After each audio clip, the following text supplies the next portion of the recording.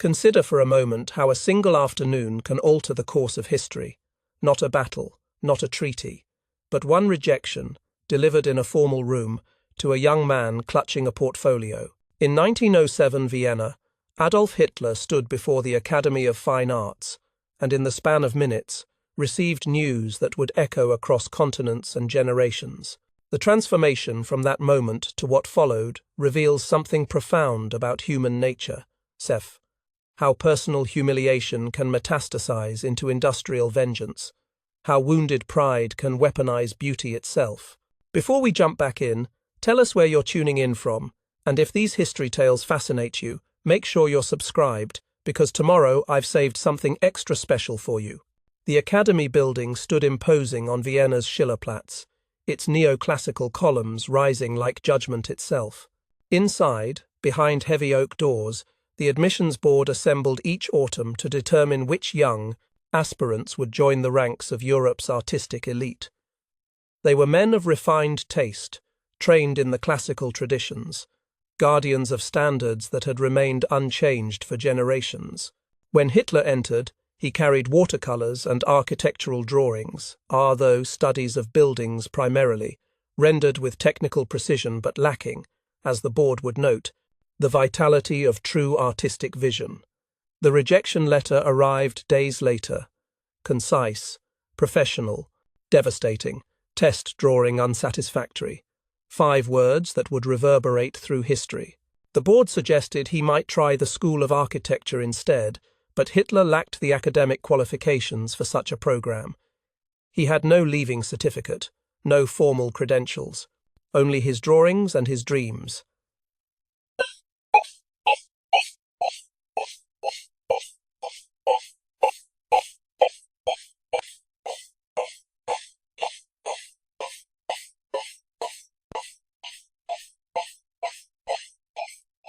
What happens in the human heart when aspiration meets absolute denial? When the core of one's identity, 1912, that vision of oneself as artist, as creator, is dismissed by the very institution one reveres. Hitler remained in Vienna, adrift in a city where art surrounded him like a taunt. The museums overflowed with masterpieces. The opera houses staged Wagner. The galleries displayed works he could only observe as an outsider, never as a peer. He painted postcards and architectural scenes to survive, selling them to tourists and frame shops. But this was not the artist's life he had imagined. This was commercial work, anonymous and beneath notice. In those years, something fundamental calcified within him. The rejection became not simply a personal disappointment, but evidence of a corrupted system that failed to recognize true vision. If the establishment rejected him, then perhaps the establishment itself was flawed, controlled by forces working against authentic Germanic culture. This logic, twisted but internally consistent, would later mutate into something far more dangerous. The wounded artist began to see himself not as rejected, but as a prophet unrecognized, a guardian of culture betrayed by those who should have championed it. By 1913, Hitler had left Vienna for Munich, carrying his resentments like carefully wrapped paintings. When war came in 1914, he enlisted immediately, finding in military service the structure and purpose that art had denied him. He served 4 years at the front, was wounded, decorated for bravery, and when the war ended in German defeat, that calcified resentment found a new target. The Treaty of Versailles, with its harsh terms and territorial losses, provided external validation for his internal narrative, ETA. Germany, like Hitler himself, had been rejected and humiliated by forces that did not understand its true greatness. The failed artist became a political speaker. The man who could not gain admission to art school discovered he possessed a different talent entirely, the ability to channel collective humiliation into rage, to transform personal vendetta into national mythology. Through the bicker 1920s, as he built a political movement, art remained central to his vision. Not art as Europeans currently practiced it, that modernist experimentation, that abstraction and distortion he despised, but art as he believed it should be. Classical, representational, Germanic, pure. Consider what was happening. A man rejected by the art world was now positioning himself to remake that world entirely. This was not simply political ambition. This was something more personal, more deeply rooted in psychological need. When Hitler spoke of cultural renewal, he spoke with the conviction of one who had been personally wronged by culture itself. When he railed against modern art, Ich laid I, calling it degenerate, corrupt, un-German, he spoke as one passing judgment on the judges who had once judged him. By 1933, impossibly, this former postcard painter controlled Germany. Within months, he began implementing what he called cultural cleansing. Museums were purged, modern works were seized, artists were banned from working. The Degenerate Art Exhibition of 1937 displayed 650 works, deliberately chosen to mock and humiliate, paintings hung crookedly, labelled with derisive text, presented as evidence of cultural decline. 20,000 people visited daily, drawn by state-sponsored contempt for everything the Academy of Fine Arts might have celebrated. Hitler had become the supreme judge, rendering verdicts on art with the same finality that Vienna had once rendered verdict on him. But seizure of modern art was merely prologue. What came next revealed the true scope of his cultural vendetta.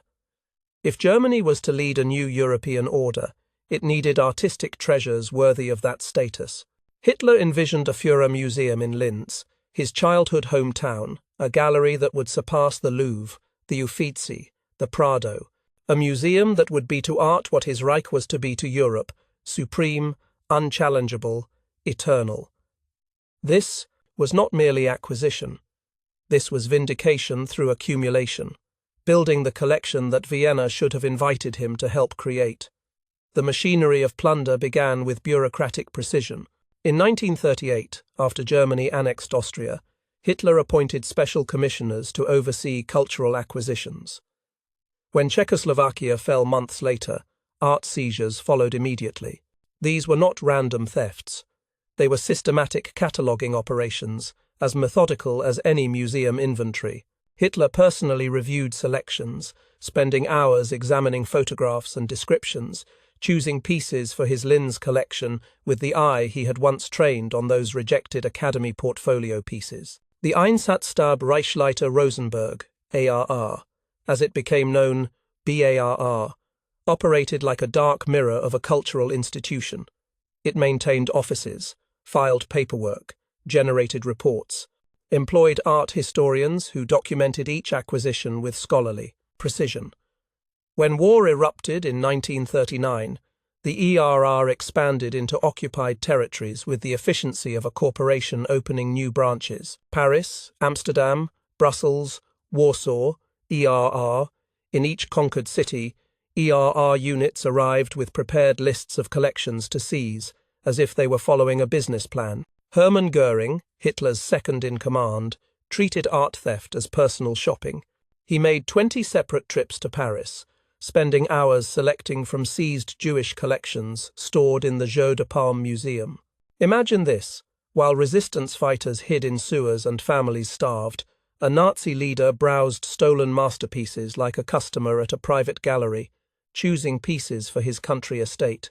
Rose Valland, a French museum worker, secretly documented every selection, every shipment, knowing that someday, somehow, this information might matter. Her notes would later prove invaluable, but in those dark years, she could only watch as beauty itself was, packaged and shipped east. The Rothschild family's collection alone, 23,800 objects accumulated over generations, vanished in 1 week. Paintings that had hung in the same rooms for decades, sculptures that had witnessed family celebrations and tragedies, furnishings that carried the patina of years, all inventoried, crated, and removed with industrial efficiency. These were not simply objects being relocated. These were witnesses to family history being erased, as if the Rothschilds had never existed, as if their taste and patronage and contribution to European culture could be unmade by systematic theft. By 1940, Hitler's collection plans had expanded beyond even the ambitious Linz Museum. He commissioned detailed architectural drawings, EAR, a massive complex that would occupy entire city blocks, with galleries dedicated to different periods and schools. The architects worked from lists of artworks not yet acquired, designing rooms around paintings, still hanging in foreign museums. This was plunder as fantasy, theft as architectural planning. The failed academy applicant was designing his own academy, one where he would never face rejection because he controlled every acquisition, every placement, every judgment. The numbers became staggering. 600,000 artworks stolen, 21,000 trains requisitioned for transport, 1,000 repositories established across occupied Europe. These figures represent not just scale but obsession, the transformation of personal wound into industrial process. Each painting seized was another vindication, another piece of evidence that Hitler, not the Academy Board, had been right about art all along. That he, the rejected applicant, had better taste than those who rejected him. That his vision would outlast their institutions. Consider the psychology at work. A man who could not gain admission to art school now commanded special units whose sole purpose was acquiring art. A man whose drawings were deemed unsatisfactory now decreed which European masterpieces were worthy of preservation and which were degenerate garbage. The power dynamics had inverted completely. Vienna's Academy had judged him unworthy of studying art. Now he judged which nations were worthy of keeping their art. Yet something revealing persisted in how Hitler approached his collection. Despite commanding absolute power, despite having armies and bureaucracies at his disposal, he maintained the mentality of the outsider, the excluded aspirant. He hoarded art rather than simply displaying it. He planned his Linz museum for after the war, after victory, as if he still had something to prove to some invisible jury. The rejection never left him. It had simply grown, metastasizing from personal disappointment into civilizational ambition. By 1943, even as military defeats mounted, the art seizures continued unabated. Resources desperately needed for the failing war effort were diverted to cataloguing and transport. Special trains carried paintings while soldiers lacked supplies. Art historians worked on inventories while cities burned. The cultural project had become divorced from military or political logic. It was operating on its own momentum, driven by psychological need that transcended strategy. The irony cuts deep. Hitler had transformed himself from failed artist into history's greatest art thief, proving that his relationship with beauty was fundamentally about possession and control rather than creation or appreciation. The Academy had been right, in a sense they could never have imagined. His test drawing was unsatisfactory because his entire approach to art was transactional rather than transcendent. He saw paintings as trophies, not as windows into human experience. He understood market value but not aesthetic value. He could seize masterpieces but never create them. When we speak of the Nazi art theft, we often frame it in terms of numbers and logistics, ATA, the scale, the efficiency, the systematic nature of the operation. But beneath those statistics lies something more primal. This was revenge as cultural policy. This was humiliation answered with humiliation, rejection transformed into a theft so vast it would take generations to unravel. Every painting removed from a Jewish home was a rejection delivered. Every museum emptied was a portfolio returned marked unsatisfactory. 26 years separated Hitler's rejection from his command of Europe's greatest cultural treasures. In that time, he had converted personal failure into industrial plunder, transforming the pain of exclusion into the machinery of systematic theft. The wounded young man with his portfolio had become the tyrant with his catalogues, but the fundamental insecurity remained unchanged. He was still trying to prove something to those long-dead Academy judges, still seeking validation from an art world that had dismissed him, still attempting to demonstrate worthiness through accumulation rather than creation. And so the trains rolled. The crates were packed, the inventories grew longer, and in salt mines deep beneath the Austrian Alps, in castle towers throughout Bavaria, in repositories across occupied Europe, $600 billion worth of stolen beauty waited in darkness, testament not to artistic vision, but to the dangerous alchemy that transforms rejection into rage, humiliation into horror, and one failed artist's wounded pride into history's greatest cultural crime. There are moments in history when the world pivots so quickly that comprehension lags behind reality. September 1939 marked such a moment. As German tanks crossed into Poland, a second invasion began. Quieter, more methodical, but no less devastating. While the world watched armies advance across borders, another force moved through Europe's cultural institutions with equal purpose. The Great Devouring had begun. Imagine standing in the Warsaw National Museum on September 6, 1939, just 5 days after the invasion commenced. Outside, artillery fire echoes through the streets. Inside, German art experts, men with doctoral degrees and museum credentials, work with stunning efficiency. They carry inventory lists prepared months in advance. They know exactly which paintings hang in which galleries, which sculptures stand in which halls. This is not opportunistic looting. This is planned acquisition, executed with the precision of a military operation because, in essence, that is exactly what it is. The speed astonishes. Within 72 hours of Warsaw's fall, the most valuable portable artworks had been identified, catalogued, and prepared for transport. Works that had survived centuries of European conflict, 2 Swedish invasions, Russian occupations, Napoleonic campaigns, days, disappeared in days. Rembrandt's scholar at his desk, hanging in the museum since the 1800s, was crated and loaded onto a truck, while smoke still rose from burning buildings 3 blocks away. The Nazis understood something profound about conquest, that seizing a nation's art is seizing its soul, that removing cultural treasures leaves wounds deeper than bombs. Consider the logistics required. 21,000 trains. Read that again slowly. 21,000 separate train shipments dedicated to moving art across occupied Europe between 1939 and 1945. The German railway system, already strained by military demands, diverted enormous resources to cultural plunder. Special freight cars with climate control and padding, priority routing that sometimes superseded military supply chains, dedicated staff who did nothing but coordinate art transport. This was not peripheral to the Nazi project. This was central to it. In Paris, the machinery operated with even greater sophistication. The city fell in June 1940, and within weeks, the Einsatzstab Reichsleiter Rosenberg had established headquarters in the Jeu de Paume Museum, transforming this gallery beside the Tuileries Gardens into a sorting facility for stolen art. Rose Valland, a volunteer attaché at the museum, watched as paintings arrived daily from Jewish homes across Paris.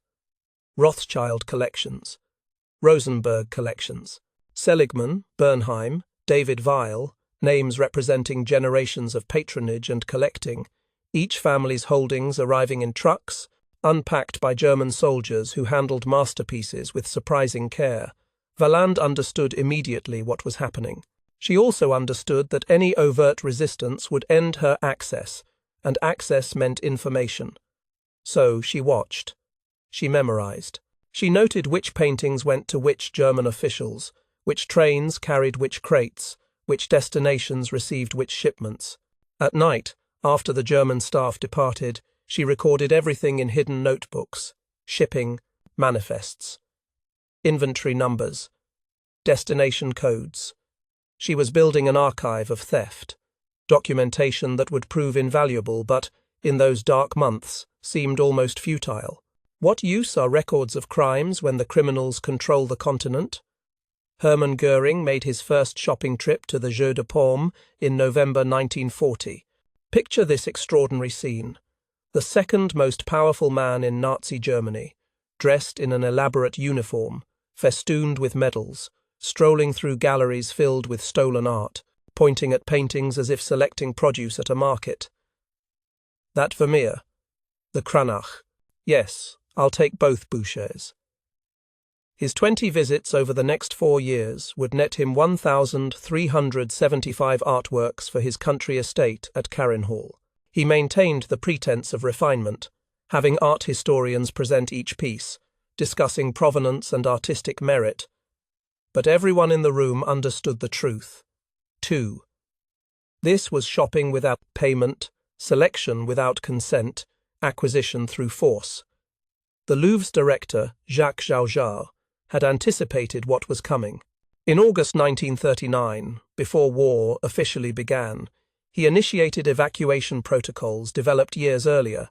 The Mona Lisa departed Paris on September 1st, travelling in a specially designed ambulance, accompanied by guards, headed for Château d'Amboise in the Loire Valley. It would move 6 times over the next 4 years, always staying ahead of German seizure attempts, hidden in chateaux and manor houses whose owners risked everything to shelter Leonardo's masterpiece. Venus de Milo travelled separately, wrapped in protective materials and lowered into a chateau basement. The winged Victory of Samothrace, tons of marble, required its own specialized transport. By September 3, 1939, the Louvre stood nearly empty. 3,700 crates had been dispersed to 11 chateaux across southern France. The curators had worked through days and nights, running on adrenaline and terror, racing against a deadline they knew was coming, but whose exact arrival they could not predict. They left behind only the most immovable pieces and a skeleton staff to maintain the building. When German officials arrived to inspect the museum weeks later, expecting to find France's greatest treasures, they found vacant galleries and removal records that revealed nothing about where the art had gone. But the Germans adapted.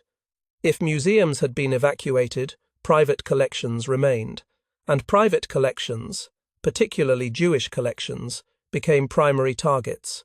The Rothschild family, whose banking dynasty had accumulated one of Europe's most extraordinary art holdings across 5 generations, watched helplessly as their Paris homes were systematically emptied. 3,800 objects. Read that number slowly. 3,800 individual artworks, furnishings, and cultural treasures, each with its own history, each carefully selected and cherished, gone in 1 week. The process followed a template refined through practice. German art experts arrived with prepared inventories. They already knew what the Rothschilds owned because catalogues existed, because the family had sometimes lent pieces to exhibitions, because wealth of that magnitude attracts documentation. They worked room by room, checking items against lists, marking items for seizure, leaving rejection notices that maintained a veneer of legality. Safeguarding, they called it. Protective custody of cultural assets. Language that transformed theft into preservation, as if they were rescuing art rather than stealing it. Consider what was being taken, not simply objects, but memories. The table where generations had shared Sabbath dinners. The painting that had hung above a grandmother's piano. The sculpture a great-grandfather had purchased in Florence during his grand tour. These pieces carried family history in their very presence. Their removal was erasure of the family's place in French society, of their contribution to French culture, of their right to exist as citizens and collectors. The Nazis understood this perfectly. That is why they stole systematically rather than randomly. That is why they documented everything. They wanted not just the art, but the symbolic annihilation that came with taking it. In Amsterdam, the pattern repeated with variations. The Netherlands fell in May 1940, and within months, Jewish collections were being seized. The Goldsticker Gallery, ATA, 100,000 artworks, was transferred to Goering through forced sale at fraction of value. The Koenigs collection, including old master drawings, was similarly purchased through transactions that were theft in legal clothing. Dutch resistance tried to hide some pieces, moving paintings between homes at night, storing them in false-walled attics, but the Nazi bureaucracy was patient and thorough. They cross-referenced family trees, traced collection histories, followed paper trails that led from one hidden cache to another. The speed of the devouring accelerated as the war progressed. By 1941, the mechanism operated with such efficiency that entire palace contents could be emptied in single operations. The Italian royal collections were catalogued for seizure even before Italy switched sides. In occupied Soviet territories, special Kunstschutz units, art protection squads, the name itself darkly ironic, followed Wehrmacht advances, entering cities before fighting had fully ceased, making straight for museums and churches with prepared lists. The Amber Room, that legendary chamber from Catherine Palace near St. Petersburg, disappeared in 1941. 6 tons of amber panels, mirrors backed with gold leaf, mosaics of gemstones, 2s, an entire room of wall panels that had taken craftsmen a decade to create in the early 1700s. German soldiers carefully dismantled it over 36 hours, packing the panels in 27 crates, shipping them to Königsberg Castle in Prussia. The room would never be seen again after 1945. 6 tons of irreplaceable artistic achievement, gone. The theft took less than 2 days. Churches received no special consideration. In occupied Poland and the Soviet Union, Kunstschutz units systematically photographed, inventoried, and removed altarpieces, icons, and sacred objects. The process was coldly methodical. Photograph the installation, document condition, assign inventory number, remove and crate, photograph empty space for records. These men were art historians, trained in preservation and documentation, applying their expertise to systematic cultural extraction. They understood what they were taking. They simply believed they had the right to take it. The trains kept rolling. Paris to Berlin, Amsterdam to Munich, Warsaw to Königsberg, Prague to Linz. A transportation network dedicated to moving culture as spoils of war. The railway schedules show the priority given to art shipments, ESR, designated routes, armed guards, climate-controlled cars. When military logistics officers complained about freight capacity needed for troops and supplies, they were overruled. The cultural project was not negotiable. It was fundamental to the Nazi vision of their new European order. Rose Valland continued her secret documentation at the Jeu de Paume. By 1943, she had recorded over 20,000 shipments. Her notebooks detailed not just what was taken, but the internal Nazi politics around allocation, which pieces Hitler claimed for Linz, which Goering demanded for himself, which went to other high-ranking officials. She noted the trains' destinations, the inventory codes, the German officials' names. This information existed nowhere else. If she was caught, it would die with her. But she continued, night after night, recording the systematic dismantling of Jewish Paris's cultural legacy. The scale creates a kind of incomprehension. 600,000 artworks stolen across 6 years of war. Try to picture that. If you spent 1 minute looking at each artwork, you would need more than 400 days of continuous viewing to see them all. If they were hung in galleries, they would fill hundreds of museums. This was not opportunistic looting by soldiers breaking into homes. This was industrial-scale cultural extraction, organized by bureaucracies, executed by professionals, documented with obsessive precision. And yet individual stories pierce through the numbers.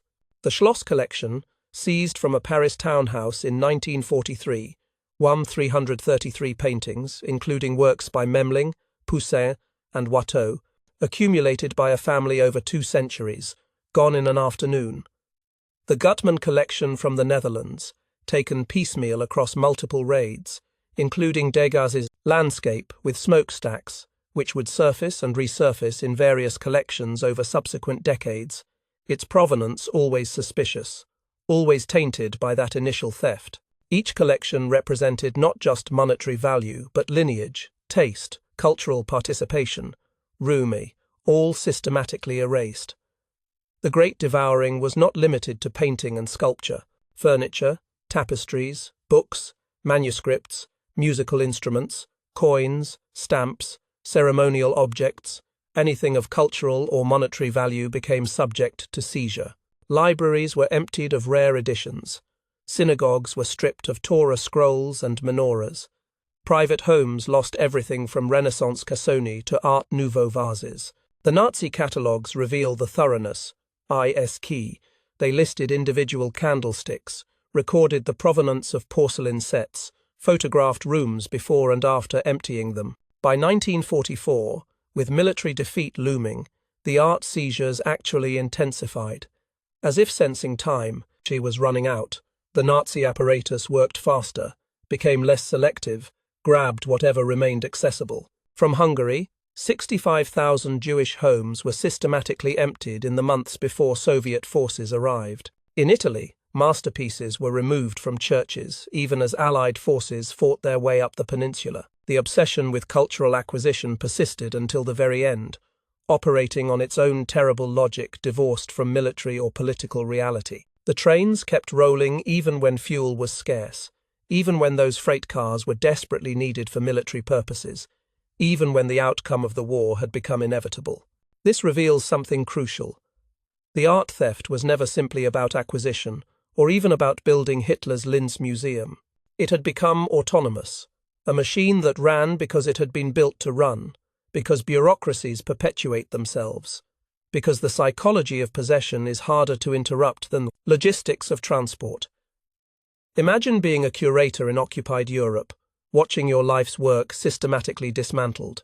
Imagine being a Jewish family, already stripped of rights and citizenship, watching strangers walk through your home with clipboards, marking which possessions would be seized. The Great Devouring was not just theft of objects, it was theft of identity, of belonging, of the right to participate in culture. Every painting removed was a statement. 2.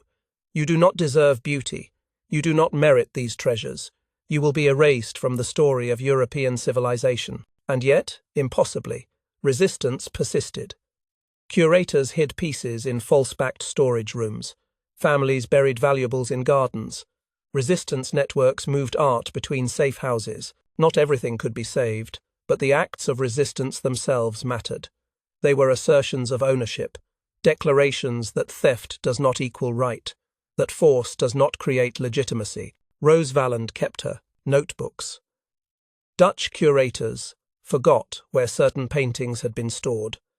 Italian clergy hid works in bell towers and crypts. Small victories that would prove significant when the reckoning came. The Great Devouring lasted 6 years, but its effects would echo for generations. By the time Allied forces began liberating Europe in 1944, an entire continent's cultural landscape had been transformed. Museums stood empty. Churches lacked their altarpieces. Families existed in homes stripped of heritage. And somewhere in the vast geography of occupied Europe, hidden in locations known only to Nazi bureaucrats and their meticulous records, 600,000 stolen artworks waited in darkness. WZ, testament to what happens when cultural appreciation curdles into cultural possession. When the desire to own masterpieces replaces the capacity to create them, when an entire civilization's beauty becomes inventory in a conqueror's catalogue. Deep beneath the Austrian Alps, where sunlight has never reached and time moves differently than on the surface, stolen masterpieces entered a strange suspension between worlds. 2,000 feet down in salt mines carved centuries earlier, where miners had once extracted white gold for the Habsburg Empire, Hitler's plundered billions found sanctuary in geological vaults that accidentally created perfect preservation conditions. The earth itself became accomplice to theft, offering darkness so complete and conditions so stable that paintings descended into a crystalline sleep. The Altaussee mine, near the village of the same name in the Salzkammergut region, had operated since the 1200s. 7 centuries of mining had created a labyrinth of chambers and tunnels extending for 65 miles through solid salt. The temperature held constant at 47 degrees Fahrenheit regardless of season. Humidity stayed at precisely 40%. TAR, the ideal level for art preservation, neither too dry to crack paint nor too moist to encourage mold. The salt itself possessed antimicrobial properties, inhibiting the growth of organisms that normally attack organic materials. Had engineers deliberately designed the perfect art storage facility, they could not have improved upon what geology had accidentally provided. In October 1943, the first shipments arrived. Trucks wound up narrow mountain roads, carrying crates marked with destinations that no longer existed, museums in Berlin being reduced to rubble by Allied bombing, galleries in Vienna facing similar devastation. The Nazis needed somewhere bomb-proof, somewhere secure, somewhere that could protect their stolen treasures from the very war they had started. The mines offered all this and more. Picture the scene as crates descended into darkness. Mine elevators, designed for salt and workers, now carried Rembrandts and Vermeers. The temperature dropped as cargo descended, too, from summer warmth or winter cold on the surface to that constant 47 degrees deep in the earth. Condensation formed on crate exteriors, then evaporated in the dry salt air. Workers in miners' helmets unloaded masterpieces worth millions, stacking them in chambers where medieval miners had once swung pickaxes. The juxtaposition was surreal. Renaissance paintings in geological spaces older than recorded history, surrounded by rock salt that predated humanity itself by millions of years. The Altaussee repository became the primary storage site. But it was not alone. Neuschwanstein Castle, that fairy tale fortress King Ludwig II had built in Bavaria's mountains, found new purpose as an art warehouse. 140 rooms that had housed Ludwig's romantic fantasies now overflowed with stolen furniture, sculptures, and paintings. The irony ran deep. Ludwig had been called mad for building his castle, yet decades later it sheltered evidence of a madness far more consequential. Suits of armor stood beside Baroque cabinets. Medieval tapestries hung near Impressionist canvases. The castle became a surreal gallery where centuries and styles collided in unintended exhibition. Other repositories emerged across the German sphere. Monasteries with ancient cellars, abandoned railway tunnels, purpose-built bunkers near Berlin, each location chosen for security and environmental stability, each gradually filling with cultural plunder as the war turned against Germany and Allied bombs fell more heavily on cities. By 1944, over 1,000 hiding places stored stolen art, creating a scattered archipelago of secret collections across Central Europe. But Altaussee remained supreme. By early 1945, the mine held 6,500 paintings, including the Ghent altarpiece by Jan van Eyck, TAC. That 15th-century masterwork of Northern Renaissance painting, 12 panels depicting the adoration of the mystic Lamb. Also present, Vermeers, The Art of Painting, Michelangelo's Madonna, of Bruges, works by Rembrandt, Dürer, Bruegel, Rubens. This single mine contained a significant percentage of Western art history's most important works, all resting in salt darkness, waiting. The storage was not haphazard. Nazi art historians organized the collection methodically, creating inventories that specified not just what was present, but where each piece was located within the mine's maze of chambers. Chamber 8 held Italian Renaissance works. Chamber 9 contained Dutch masters. They maintained the bureaucratic precision even here, 2,000 feet underground, still cataloguing, still documenting, still maintaining the systems that had enabled the theft in the first place. File cabinets in mine offices held records, cross-referencing inventory numbers to locations, to previous owners, to intended final destinations, primarily Hitler's planned Linz Museum. Consider the strange preservation occurring. Paint that had aged for centuries in controlled museum. Environments now aged even more slowly in these underground chambers. The stable temperature meant no expansion and contraction stressing canvases. The consistent humidity prevented the cycles of dampness and dryness that crack, varnish, and warp wood panels. The darkness protected pigments from light damage. Without intending to, the Nazis had created conservation conditions superior to most museums of that era. Masterpieces meant for Hitler's glorification were being preserved by geology's indifference. But the mines held more than just paintings.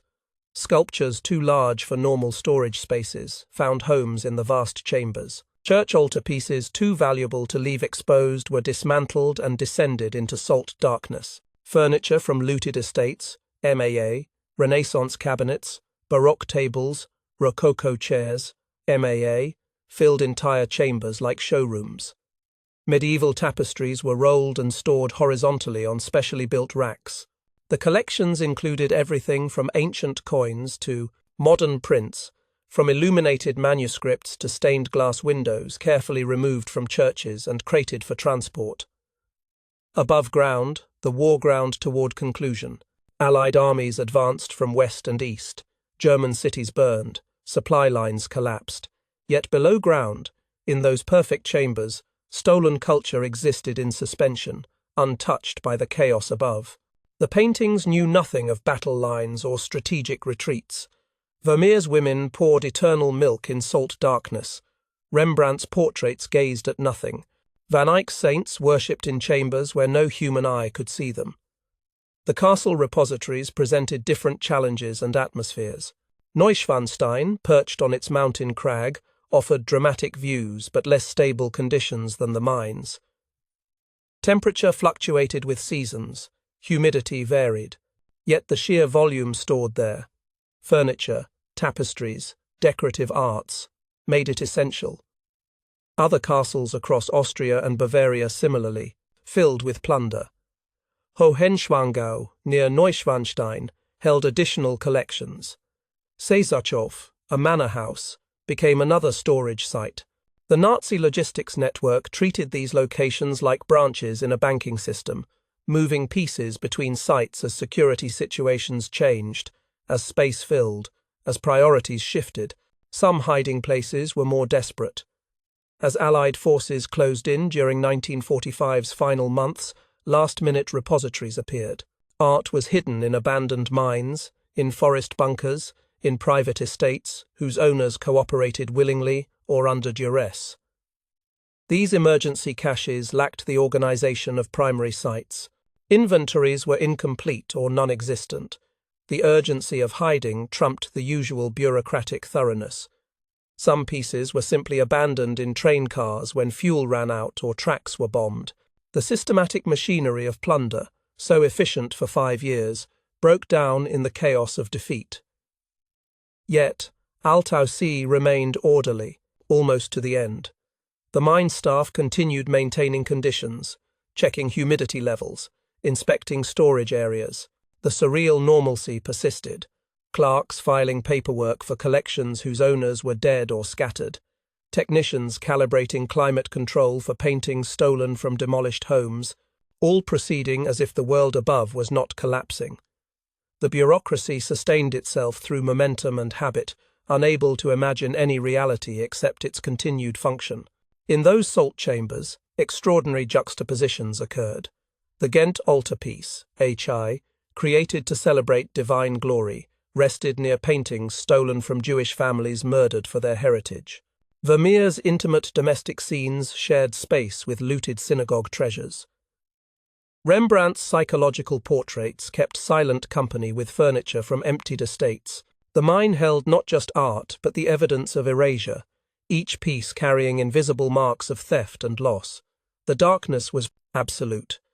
When personnel departed chambers and extinguished lights, blackness descended so complete that human eyes could not adjust to it. In this perfect darkness, colors invisible, forms indistinguishable, the paintings existed in pure potential, TAM, still there, still intact, but unseeable. It was as if culture itself had been placed in suspended animation, waiting for light to restore meaning. The geological spaces added their own poetry. Salt crystals grew slowly on surfaces, the mountain's mineral processes continuing indifferent to human drama. Ancient rock salt, deposited when these Alps lay beneath a primordial ocean 250 million years ago, surrounded Renaissance paintings, created 500 years ago. The deep time of geology met the brief time of human civilization in chambers where masterpieces worth billions rested in silence. By April 1945, Altau See held Western culture's ransom. If destroyed, the loss would be incalculable, not just monetary value, but historical continuity severed, artistic lineages interrupted, beauty erased. The mine had become the most valuable single location on Earth, though the world above did not yet know it. Allied forces advanced through Germany and Austria, aware that Nazis had hidden art but uncertain where or in what quantities. Intelligence reports mentioned mines and castles, but specifics remained elusive. The Earth's secret galleries preserved more than art. They preserved evidence. Every painting stolen from a Jewish family was testimony to that family's existence and dispossession. Every church altarpiece removed bore witness to occupied communities. Every museum piece taken from Warsaw or Paris or Amsterdam represented a nation's plundered heritage. These were not just objects, they were archives of crime, documentation of systematic theft that bureaucrats had carefully recorded and geology had accidentally preserved. In the perfect darkness, perfect temperature, perfect humidity, the paintings waited. Not knowing they waited, having no consciousness of time or circumstance, yet waiting nonetheless. Above them, spring of 1945 brought both liberation and peril. The mines that had protected them from Allied bombs could become their tombs if Nazi authorities decided destruction was preferable to surrender. The same geological perfection that preserved them so well could seal them forever. The earth held its secrets close. 2,000 feet of rock and salt separated the masterpieces from the world that sought them. The galleries that had taken centuries to mine, that geology had millions of years to form, that had been filled in months of systematic transport, now waited to reveal what they held. The suspension was ending. The strange interlude of perfect preservation in perfect darkness was approaching conclusion. Light would soon return to these chambers. Human eyes would again see Vermeer and Rembrandt, would behold Van Eyck's altarpiece, would witness the impossible trove that war and theft and geology had created together in Earth's secret galleries. April 1945. Germany collapsing, Allied armies converging from east and west, and deep in Austrian salt mines, 8,000 pounds of explosives waited beside 6,500 masterpieces, a finger poised over the trigger of cultural annihilation. The race to save Western civilization's art from destruction would be won or lost in days, not months. Hours would matter, sometimes minutes. The monument men were never meant to be soldiers. They were museum directors, art historians, architects, and sculptors who had traded curatorial gloves for military uniforms. 345 men and women total, scattered across the European theatre, facing a task of impossible scale: locate and protect cultural treasures in the chaos of total war. Captain Robert Posey was an architect from Alabama. Private first, Class Lincoln Kirstein had founded the New York City Ballet. Lieutenant James Rorimer was a curator from the Metropolitan Museum of Art. These were not warriors. They were scholars armed with maps, inventories, and desperate hope. The challenge defied comprehension. Millions of artworks stolen. 1,000 repositories estimated across German-controlled territory. Most locations unknown. Nazi records scattered or destroyed. Cities in ruins, roads blocked. Bridges demolished. Communication systems shattered. And over everything the threat of Hitler's Nero Decree, AT, the order that Germany should destroy everything of value rather than let it fall to the Allies. If we cannot have it, no one shall. Scorched earth applied to culture itself. Intelligence about the mines came in fragments, a captured document mentioning Altaussee, a defector's testimony about storage facilities. Aerial reconnaissance photographs showing unusual truck traffic near mountain villages. The monument men assembled these fragments like detectives reconstructing shattered pottery, trying to imagine the whole from scattered pieces. They knew the Nazis had hidden art. They suspected mines were involved. But which mines? How much art? What condition? The questions multiplied faster than answers. George Stout led the effort with methodical determination. A conservator from Harvard's Fogg Museum, he understood that finding art was only the beginning. It would need to be preserved, documented, and eventually returned. He had spent years before the war developing procedures for protecting cultural property in combat zones, writing reports that military planners largely ignored until the destruction of Italian monuments made the need undeniable. Now his protocols would be tested against an emergency of unprecedented scale. As Allied forces pushed into Germany in March and April 1945, monument men attached themselves to advancing units, peeling off to investigate leads about art repositories. They worked without adequate transport, often hitchhiking on military vehicles. They lacked proper equipment, no climate control, minimal protective materials, insufficient personnel, They operated in active combat zones where German forces still fought desperately, and they raced against Nazi officials who had orders to destroy rather than surrender their stolen treasures. The breakthrough came from an unexpected source: Austrian resistance fighters and mine workers who opposed the destruction order. At Altaussee, the local Nazi Gauleiter, August I. Gruber, had ordered bombs placed in the mine under direct instruction from Berlin. 8 500-pound bombs, positioned to collapse tunnels and seal chambers forever. The destruction was scheduled for early May, but the mine's director and several workers, horrified at the prospect of annihilating irreplaceable art, began covertly undermining the plot. They moved some bombs, they disabled others, they spread rumors that American forces were closer than they actually were. They delayed implementation through bureaucratic obstruction, AC, requests for written orders, questions about procedures, claims of technical difficulties. Every delay bought time, though time for what they could not be certain.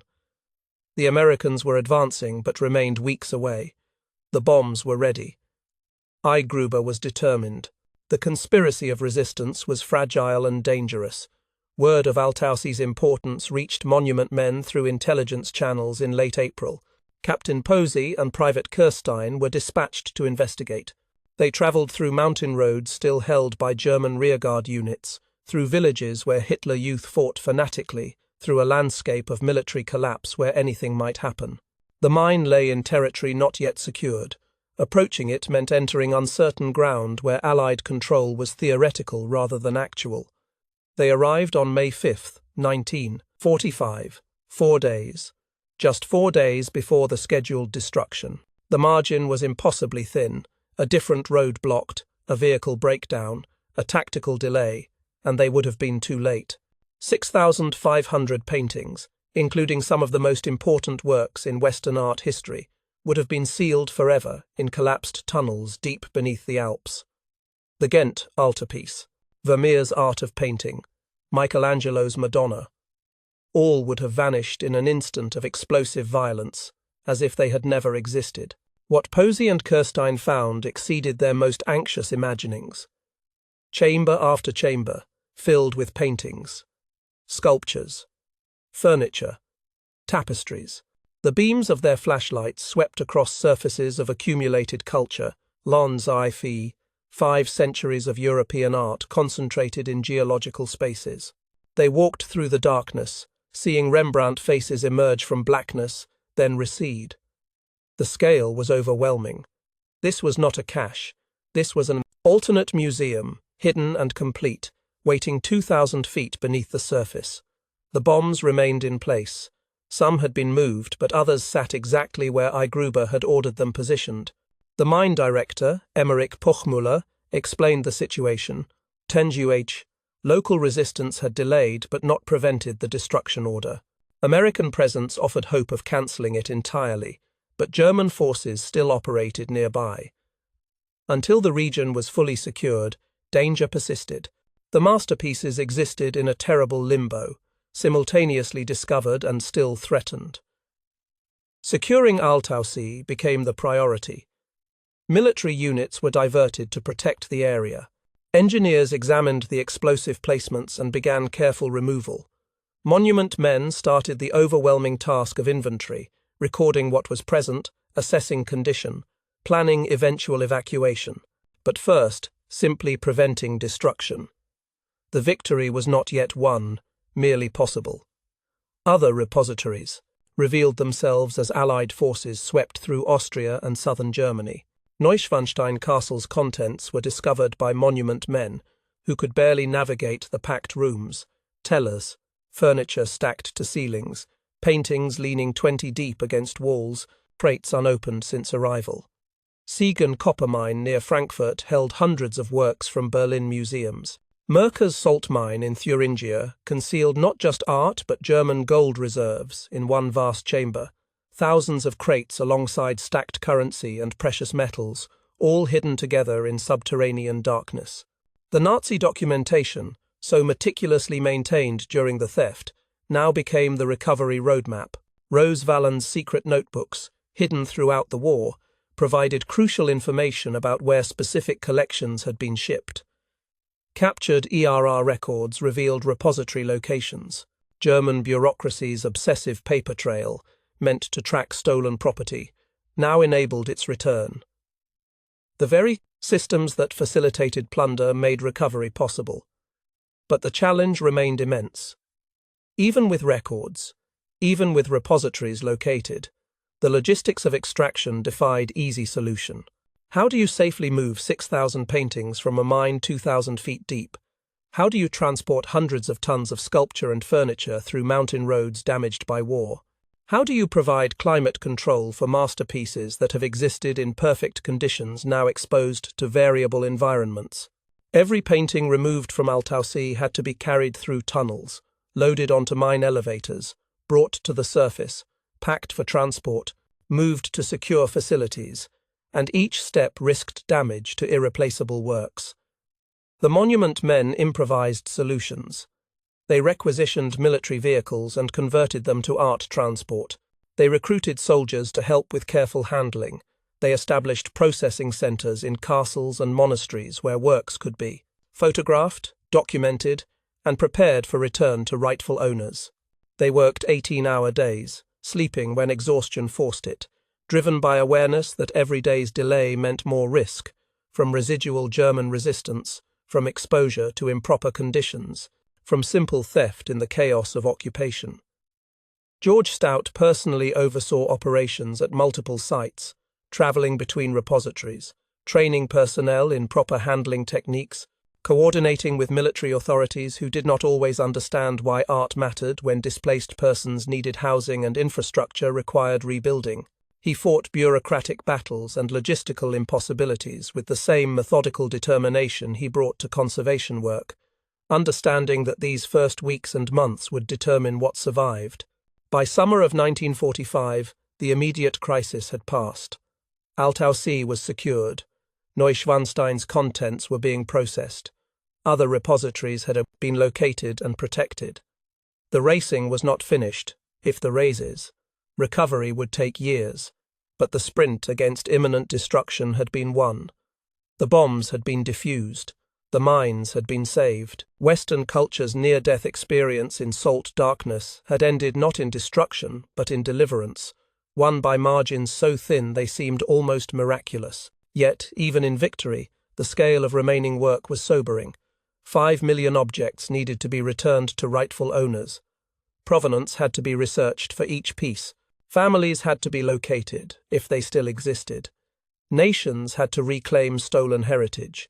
Legal frameworks had to be established for restitution. The monument men had saved the art from bombs and bullets, but the slower work of return and justice was just beginning. In Altaussee's chambers, light now replaced darkness as crews worked to empty what the Nazis had filled. Each painting carried to the surface was a small victory, a rescue completed, a masterwork, returned from geological exile. The mine that had protected them now released them, yielding up its treasures to the world that had nearly lost them. The Earth's secret galleries were revealing their contents, one precious piece at a time. Captain Posey, standing at Altaussee's entrance as paintings emerged into spring sunlight for the first time in years, understood what had been accomplished. Not just the discovery of hidden art, but the prevention of permanent loss. 4 days had made the difference. 4 days between finding and destruction. That margin would haunt him, the knowledge of how close it had been, how easily 6,500 masterpieces could have been sealed forever. The race had been won, but races that close leave scars in memory, reminders of what almost was lost and what incredible luck preserved. November 2012. Munich, Germany. A routine tax investigation led customs officials to an apartment in the affluent Schwabing district. What they found behind the door defied comprehension. Say, 1,400 artworks covering walls, filling closets, stacked in every room. Picasso, Matisse, Chagall, Renoir, works worth over €1 billion, hidden in plain sight for 70 years. The ghosts were surfacing. They had never stopped surfacing. Cornelius Gurlitt was 80 years old, living alone in this apartment, filled with masterpieces stolen during the Nazi era. His father, Hildebrand Görlitz, had been one of Hitler's authorized art dealers, tasked with selling degenerate art confiscated from German museums. But instead of selling it all, he had quietly kept hundreds of pieces. After the war, he lied to Allied investigators, claimed his collection had been destroyed in the Dresden bombing, and passed the hidden trove to his son. For 67 years, Cornelius had lived among ghosts, sharing his modest apartment with Monet and Beckmann, eating breakfast beside masterpieces the world believed lost. The J discovery sent shockwaves through the art world. Here was proof that the Nazi plunder still moved in shadows, that entire collections remained hidden, that the theft's aftermath had not ended but merely gone underground. Families who had spent decades searching for lost artworks suddenly had new hope. Auction houses and museums began nervously reviewing their collections, wondering what else might surface, what provenances might unravel under scrutiny. But Görlitz's apartment was not unique. It was simply the largest cache discovered in recent years. Every year brings new revelations: paintings in attics, sculptures in bank vaults, drawings in safety deposit boxes opened after deaths. The stolen art has scattered like seeds, germinating in unexpected places, emerging into light decades after being hidden. The ghosts surface in Amsterdam, in Buenos Aires, in New York, in Tokyo. Geography cannot contain them. Time has not erased them. Consider the mechanics of this shadow network. $6 billion flows annually through black market art sales globally. Much of this involves works with suspicious or deliberately obscured provenances, paintings whose ownership history shows convenient gaps around the 1940s, whose documentation suddenly begins in 1946, with no mention of previous owners. Dealers who ask too many questions find doors closed. Buyers willing to overlook provenance problems find treasures at bargain prices. The market rewards ignorance, punishes curiosity. Modern hunters use extraordinary tools to pierce this darkness.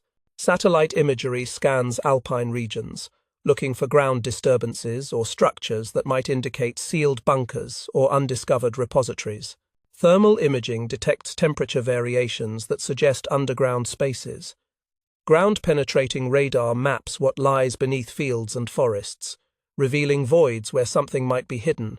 Technology developed for archaeology and mineral exploration now searches for cultures' buried ghosts. Artificial intelligence transforms the hunt in ways previous generations could not imagine.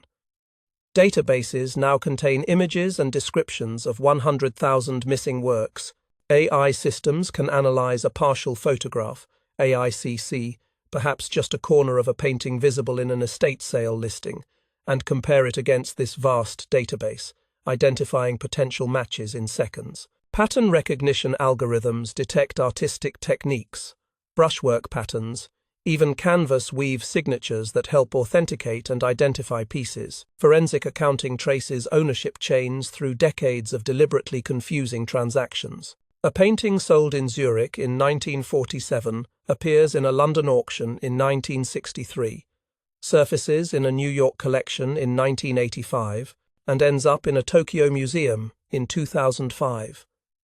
Each transfer involved paperwork, payments, documentation. Modern investigators reconstruct these chains, finding the gaps and inconsistencies that reveal stolen origins.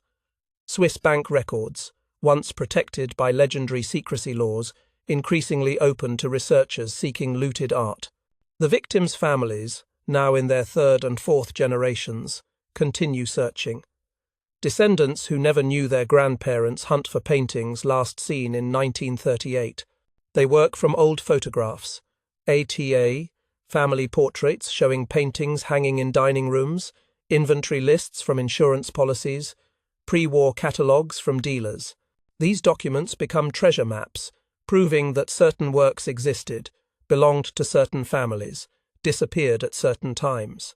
Armed with this evidence, families petition museums, confront auction houses, file legal claims that can take decades to resolve.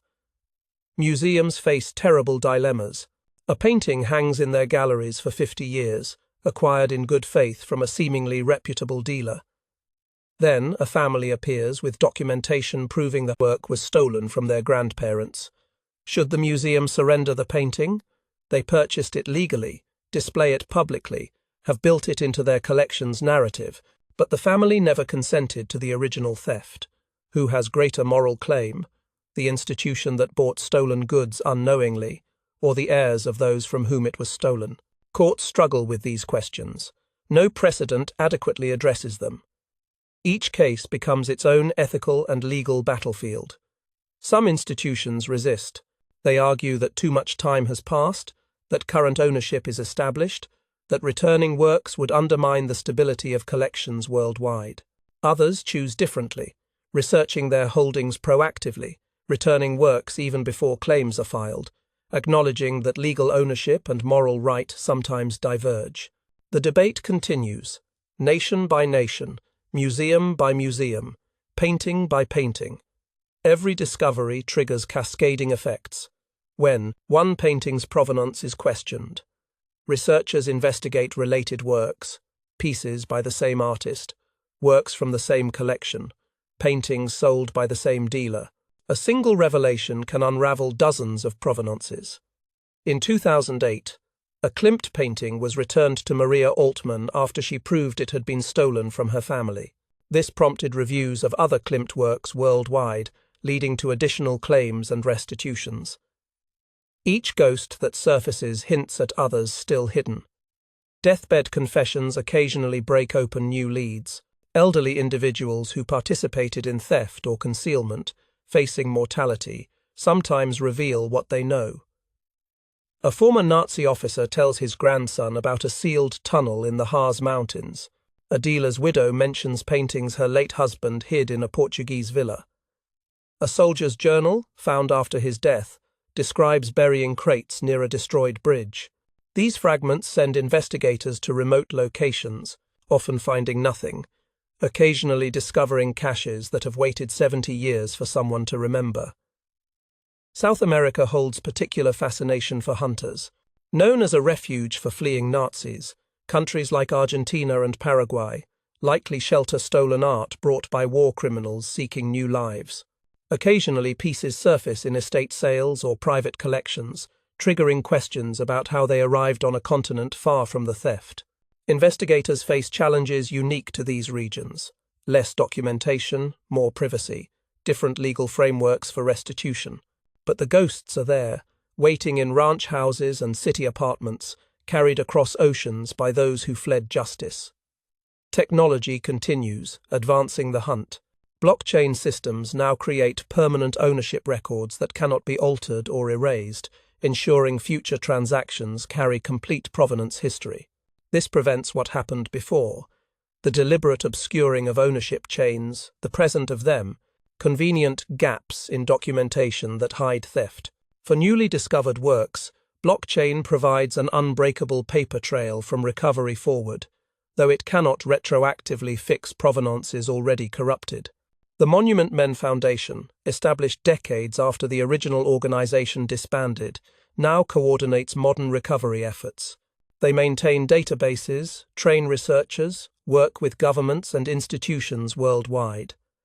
Their work connects families searching for lost pieces with investigators who discover suspicious works.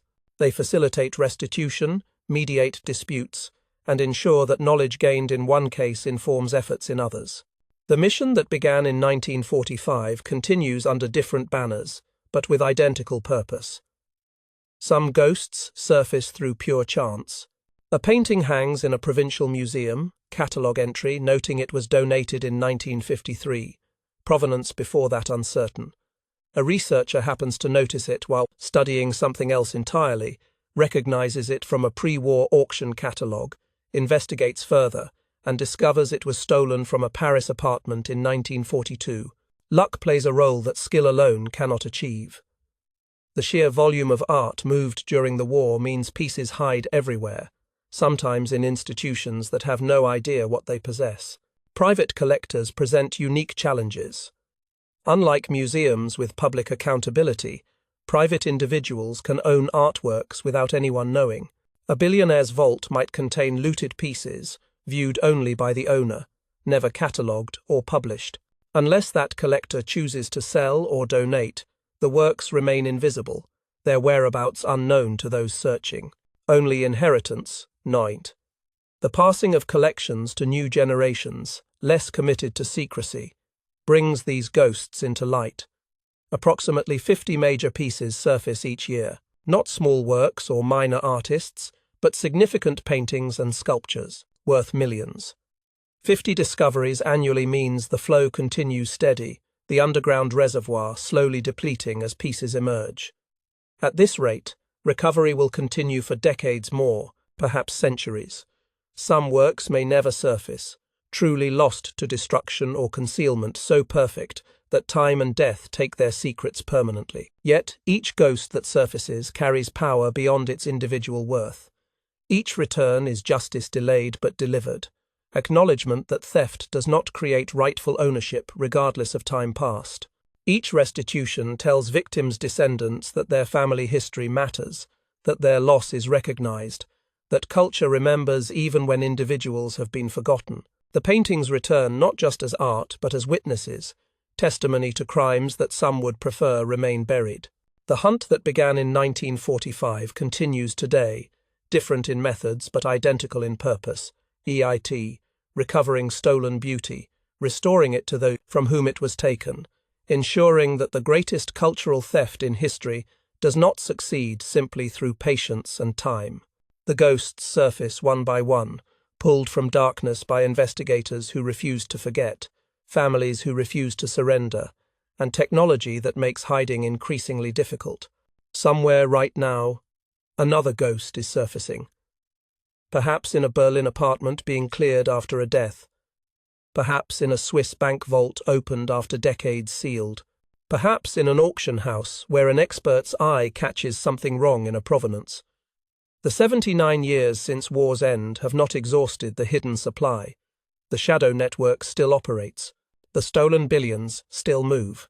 And the hunt continues, patient and determined, knowing that every ghost that surfaces makes the next discovery more possible. Every return builds momentum toward justice that seemed impossible in darker times. Somewhere in the darkness, Raphael waits. Portrait of a young man, painted in 1513 or 1514, shows a subject whose identity remains debated, perhaps the artist himself, perhaps a patron, perhaps someone whose name has been lost to time. What is not debated is the painting's value, over $100 million, or its absence. Last seen in 1945 in Hans Frank's villa near Neuhaus, Germany, where the Nazi Governor-General of occupied Poland had hung it among his personal collection. Then, silence. 79 years of silence. The painting has become legend, ghost, obsession for hunters who believe it still exists somewhere, hidden or held by those who know exactly what they possess. The Raphael is not alone in its disappearance. 100,000 significant artworks remain missing from the Nazi plunder, not minor pieces or questionable attributions, but documented works by known artists, stolen from recorded collections, whose absence leaves gaps in art history itself. They exist in a strange state, neither destroyed with certainty nor recovered with relief, suspended in possibility, haunting the edges of the known world. Consider the Amber Room. 6 tons of amber panels, backed with gold leaf, installed in Catherine Palace near St. Petersburg in 1755. An entire chamber of walls covered in precious amber, creating honey-coloured light that transformed as the sun moved. German troops dismantled it in 1941, packed the panels in 27 crates, shipped them to Königsberg Castle in East Prussia. Photographs document its installation there in the museum. Then 1945 arrived, Soviet forces advanced, Königsberg burned, and the Amber Room vanished. 6 tons of material cannot easily hide, yet hide it has for 79 years. Theories multiply like myths. Some believe it burned in the castle fire, amber melting and gold warping, the whole work destroyed in flames. Others insist it was evacuated before Soviet arrival, hidden in underground bunkers that were then sealed. Still others suggest it was disassembled again and scattered. individual panels distributed to different locations. Searches have examined castle ruins, scanned surrounding countryside, followed leads from Thuringia to Bavaria to Denmark. Ground-penetrating radar has searched bunker systems. Divers have explored flooded mines. The Amber Room has not revealed itself. Russia built a reconstruction, completed in 2003 after 24 years of painstaking work. The new Amber Room in Catherine Palace glows with the same honey light, recreated from photographs and descriptions. But it is not the original. Somewhere, perhaps 6 tons of 18th-century amber still exists, waiting in darkness or destroyed beyond recovery. The uncertainty itself has become part of the legend. The degenerate art poses its own mystery. 5,000 works, paintings, sculptures, prints, were confiscated from German museums in 1937, labelled as culturally corrupt, marked for sale or destruction. Some were sold at international auctions. Others were burned in March 1939 in a bonfire at Berlin Fire Station headquarters. But thousands remained unaccounted for after the war. Where did they go? Were they secretly kept by officials who publicly condemned them but privately appreciated their value? Were they destroyed in ways undocumented? Did they enter private collections through channels that left no records?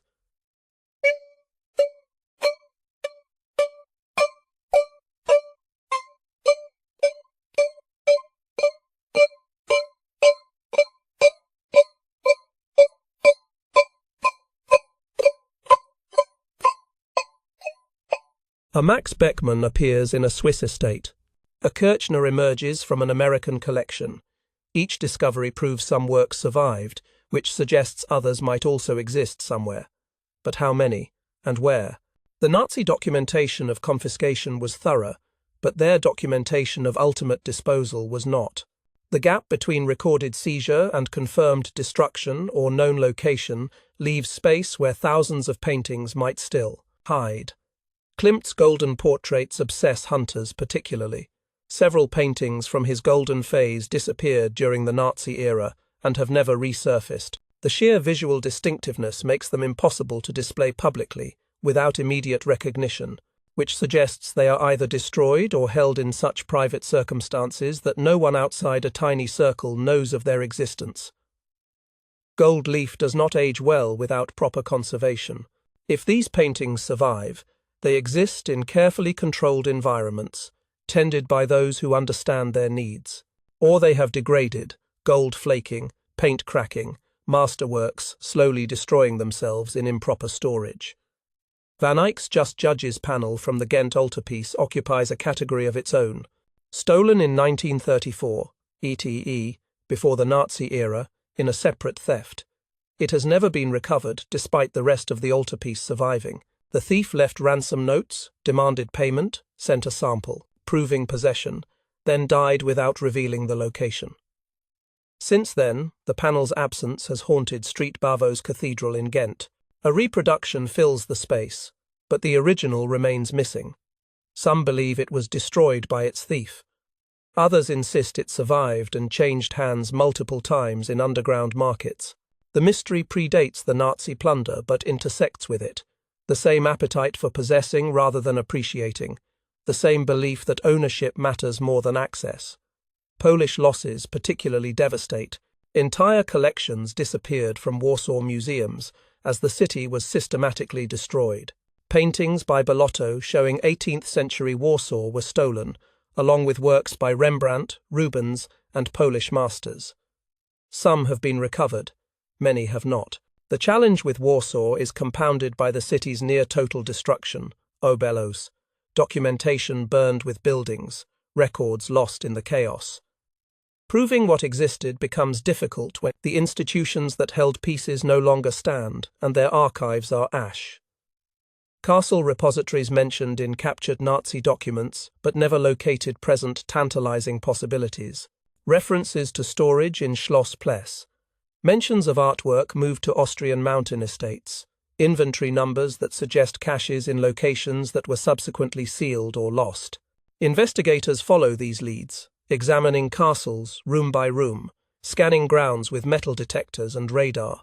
searching for chambers that might have been walled up or hidden. Mostly they find nothing. Occasionally they find treasures that have waited decades for rediscovery. Local legends guide some searches. Austrian villagers speak of sealed mine tunnels, claiming American soldiers closed entrances after removing some but not all contents. German farmers mention their grandfathers burying crates in forests during the war's final days. These stories are often false, wishful thinking, or deliberate misdirection, but sometimes they are true.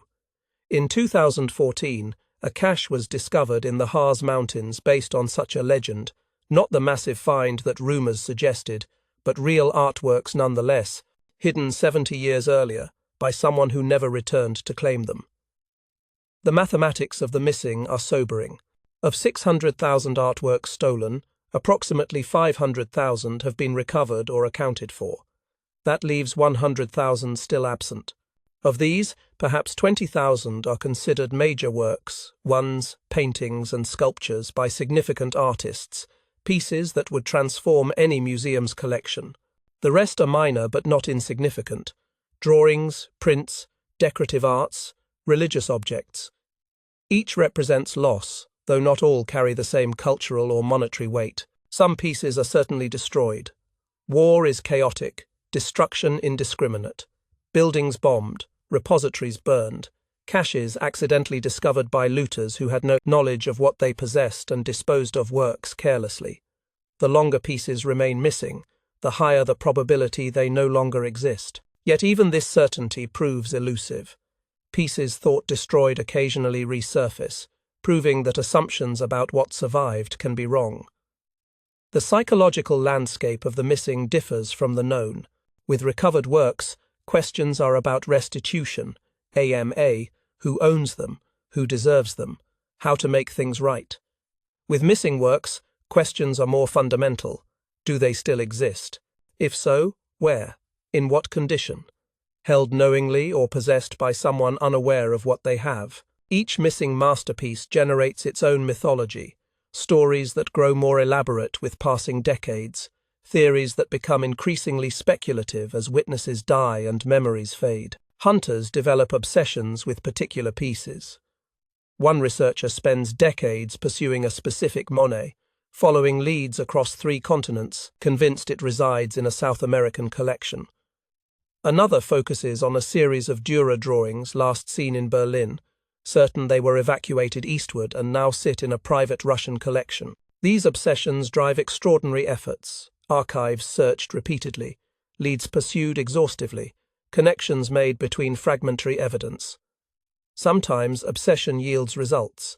Often it yields only deeper frustration. Digital technology creates new possibilities for tracking. Every painting sold at major auction houses is now photographed and catalogued digitally. These images are compared against databases of missing works. Occasionally matches emerge. A painting whose current owner insists it has been in their family for generations, but whose features match precisely a work stolen from a Warsaw apartment. What follows are difficult conversations, investigations into how the painting truly arrived in its current location, legal proceedings that can span years. The most frustrating category involves pieces seen after 1945 but subsequently disappeared again. A painting surfaces in a 1960s Paris gallery, is photographed for a catalogue, then vanishes before researchers can investigate its provenance. Or a work appears in a private collection in the 1980s, mentioned in a memoir, but the collector has since died and the estate claims no knowledge of the piece.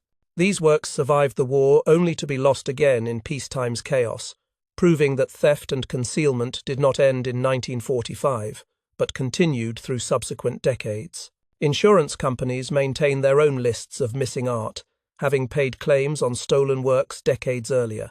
If pieces resurface, insurance companies have financial interest in recovery, which adds another layer of complexity to restitution questions. A family lost a painting in 1942. Their insurance paid them for the loss. Now the painting is found. Who owns it? The family, despite receiving payment? The insurance company, having compensated the loss? The current possessor, if they acquired it without knowledge of theft? Legal precedent provides no clear answer. Each case becomes unique negotiation. Museums sometimes discover they possess missing pieces without having known it. A painting catalogued generically as Dutch School 17th century is researched more thoroughly and identified as a specific work by a specific artist, stolen from a specific collection. This happens more often than comfortable to acknowledge, revealing how much art exists in collections only partially documented, only minimally researched, known primarily by basic identifiers rather than complete understanding. The missing 100,000 will likely never be fully recovered. Time works against return. NAC. Death erases knowledge. Fires destroy hidden caches. Deterioration damages improperly stored works beyond recognition. But the hunt continues because each recovery matters. Each return delivers justice. Each discovery proves that persistence and patience can overcome decades of concealment. Somewhere, Raphael's young man still gazes out from his portrait. Somewhere, amber panels might still glow if light reached them.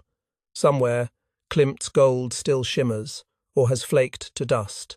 Somewhere, in attics or vaults or sealed chambers, the missing 100,000 wait in various states, indio, some perfect, some damaged, some destroyed. The darkness that claimed them has held them for 79 years. Whether it will hold them forever, or gradually release them piece by piece as the ghosts continue surfacing, only time will reveal. The mystery endures, the search continues, and the missing 100,000 remain exactly that, missing, mourned, and still, impossibly, possibly recoverable if only someone knew where to look. In a laboratory at the Smithsonian Institution, an infrared camera captures what human eyes cannot see. A painting rests on an examination table, its surface appearing unchanged under normal light. But infrared reveals a different story. Replica, numbers painted beneath the visible surface, hidden for decades, now exposed by wavelengths that penetrate upper paint layers. The numbers match Nazi inventory codes. What seemed an innocent acquisition becomes evidence of theft. Science transforms into justice, 79 years after the crime. The hunt that began in 1945 has not ended. It has evolved, transformed by technology that makes hiding increasingly difficult and by determination that refuses to accept time as erasure. Modern investigators combine tools their predecessors could not have imagined with the same fundamental purpose, recovering stolen beauty and returning it to those from whom it was taken. Mass spectrometry now analyzes paint composition at molecular level. Every pigment has a chemical signature, every binder a unique molecular structure. Historical records document which pigments were available in which years, which manufacturers supplied which colors to which regions. A painting claimed to be from 1930 can be tested. If the pigment contains compounds not developed until 1950, the painting is either misdated or the provenance is false. This precision eliminates many fraudulent claims and confirms legitimate ones, turning chemistry into detective work. X-ray fluorescence reveals what lies beneath surfaces. Paintings that have been altered or overpainted yield their secrets to this non-invasive technology. Sometimes investigators find previous inventory numbers that had been painted over. Other times they discover that a painting has been cut from a larger work. Composition extends to canvas edges in ways that suggest it once continued further. These discoveries prompt searches for companion pieces, other fragments from the same original work, scattered across collections that have no idea they possess parts of a whole. Digital databases now catalogue missing art with unprecedented thoroughness. The Art Loss Register maintains records of over 600,000 stolen and missing works worldwide. Holocaust-era assets receive particular attention, with specialized databases cross-referencing Nazi documentation, victim family records, and current collection holdings. When a painting appears at auction or in a museum catalogue, automated systems compare it against these databases, flagging potential matches for human review. Quantum computing promises revolutionary advances in provenance research. Current computers struggle with the sheer volume of data, millions of auction records, decades of gallery inventories, thousands of family collections, Nazi shipping manifests, Allied recovery documents. Quantum systems will process this information exponentially faster, finding connections that traditional computing would miss, identifying patterns across disparate sources. A painting sold in Zurich in 1948 might connect to a shipping manifest from Paris in 1943, which links to a family inventory from 1938. Quantum computing will map these relationships in seconds rather than years. Blockchain technology creates unbreakable ownership chains for artwork. Every time a piece changes hands, the transaction is recorded in a distributed ledger that cannot be altered or erased. This prevents what happened during and after the Nazi era, the deliberate obscuring of provenance, the convenient forgetting of inconvenient origins. For newly authenticated works, blockchain provides permanent documentation from the moment of verification forward. It cannot repair provenances already corrupted, but it ensures future generations will not face the same documentation gaps that plague current investigators. Artificial intelligence trained on artistic styles can authenticate attributions and detect forgeries with accuracy approaching human experts. These systems analyze brushwork patterns, compositional structures, color relationships, e.s., thousands of data points that collectively create an artistic fingerprint. When a painting surfaces claimed to be by a specific artist, AI analysis can confirm or challenge that attribution, adding another layer to provenance research. This technology also helps identify workshop pieces versus masterworks, clarifying which paintings merit the most intensive recovery efforts. The legal landscape continues evolving. International agreements now recognize that Nazi-era theft differs from ordinary stolen property disputes, see Armea. The systematic nature, the deliberate documentation destruction, the murder of original owners creates moral obligations that transcend normal statutes of limitation. Many countries have eliminated time limits on claims for Holocaust-looted art. Museums increasingly acknowledge that legal ownership and moral right can diverge, that possessing something lawfully does not necessarily mean deserving to keep it. Washington Principles, established in 1998, provide guidelines for Nazi-looted art restitution. 44 nations committed to identifying looted works in their collections, making this information public, and working toward just and fair solutions with claimants. Implementation varies by country. Some have established dedicated commissions, others handle claims case by case.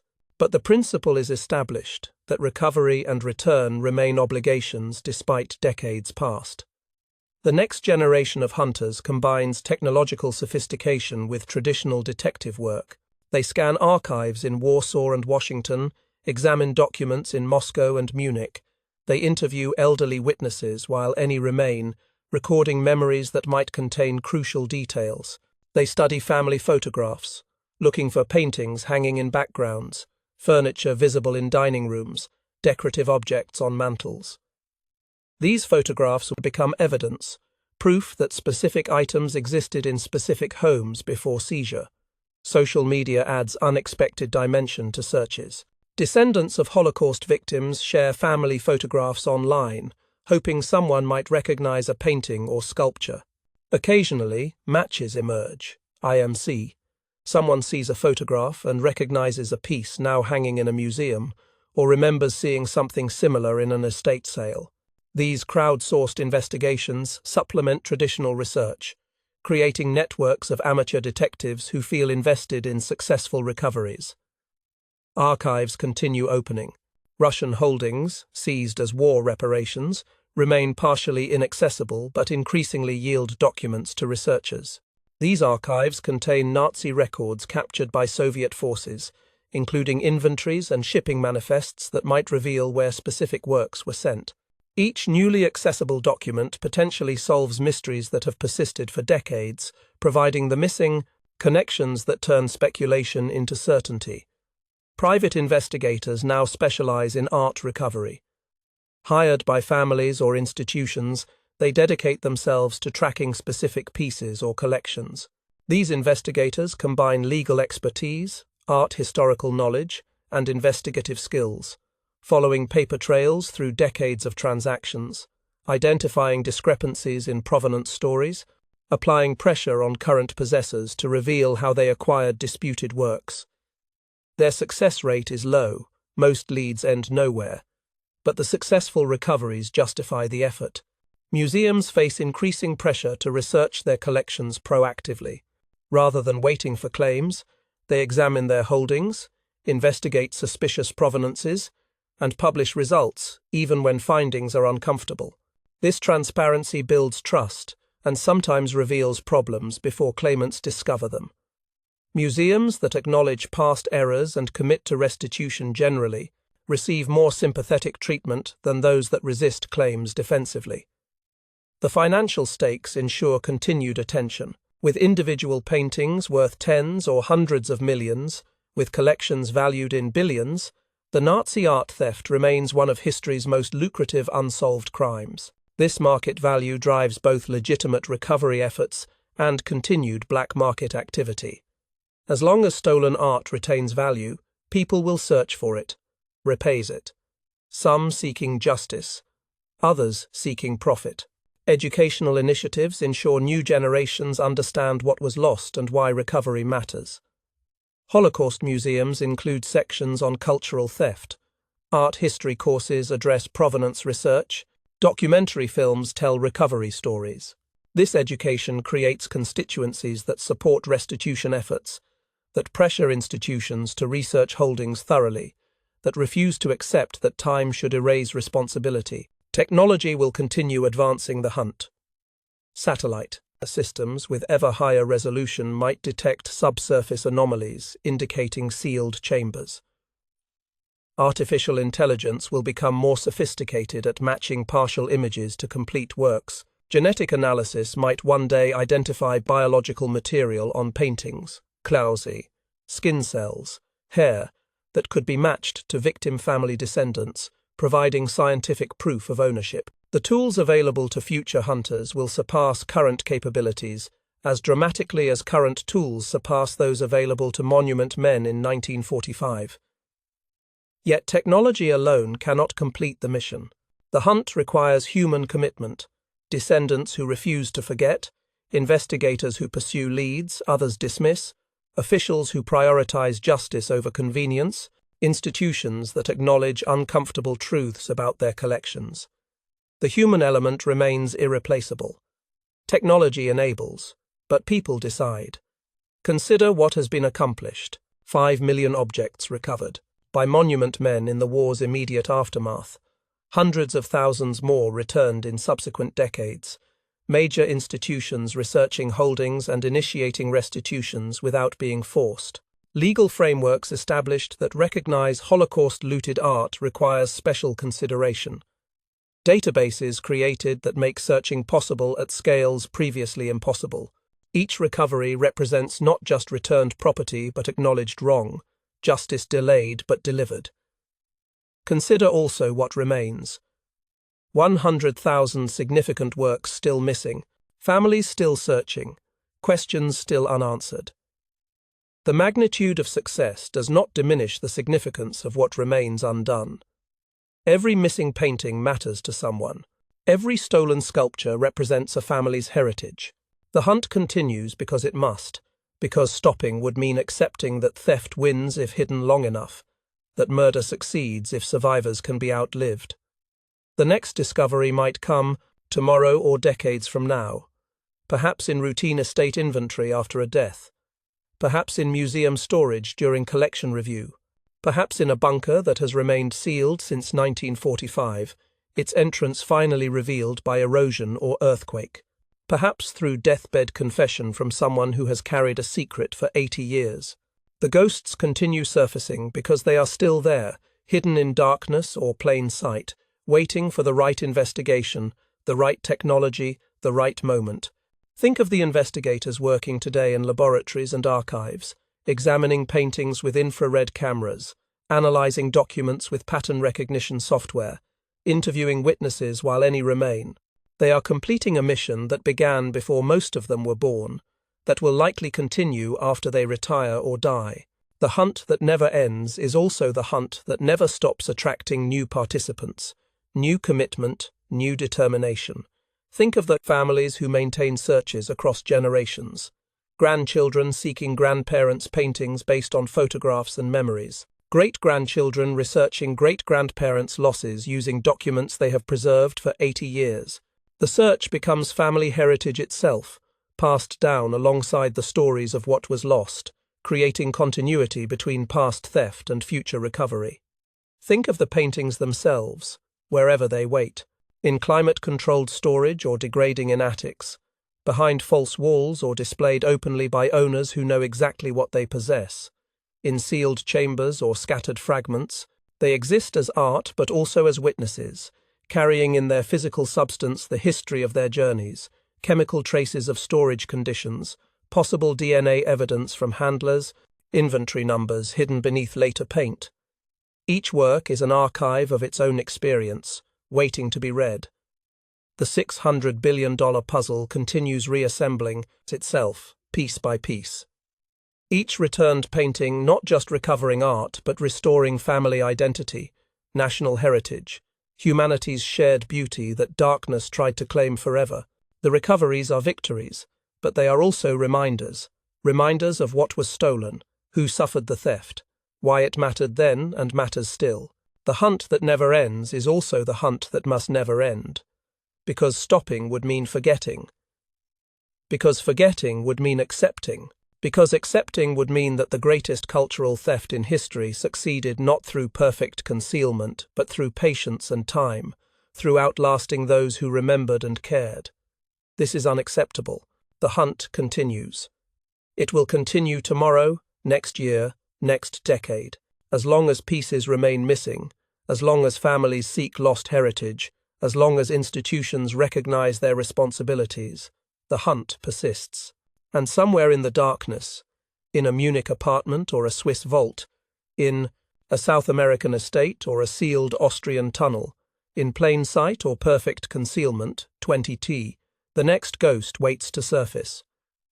The next piece of the puzzle waits to be found. The next chapter of this story waits to be written by investigators who refuse to stop, families who refuse to forget, and technology that makes the impossible increasingly possible. The hunt began in salt mines beneath the Alps, monument men racing against bombs and bullets. It continues in laboratories and archives, researchers racing against time and fading memory. From physical rescue to digital detection, from military mission to scientific investigation, the essence remains unchanged, recovering what was stolen, returning what was taken, ensuring that beauty survives and justice, however delayed, ultimately arrives. 79 years have passed. The hunt continues. It will continue. Because this is not just about art, this is about insisting that theft creates no legitimate ownership, that force establishes no rightful possession, that humanity's shared heritage belongs to humanity, not to those who have the power to seize it. Every recovered painting makes this statement. Every returned sculpture delivers this message. Every successful restitution proves this truth. The hunt that never ends is also the hunt that must not fail. And so it continues. Persistent and patient, armed with science and determination, believing that darkness eventually yields to light, that secrets eventually surface, that what was stolen can still be found. The 600,000 pieces scattered across Europe in chaos are slowly, methodically, impossibly being recovered. The puzzle reassembles, the ghosts surface, and the hunt, that extraordinary, essential, endless hunt, goes on.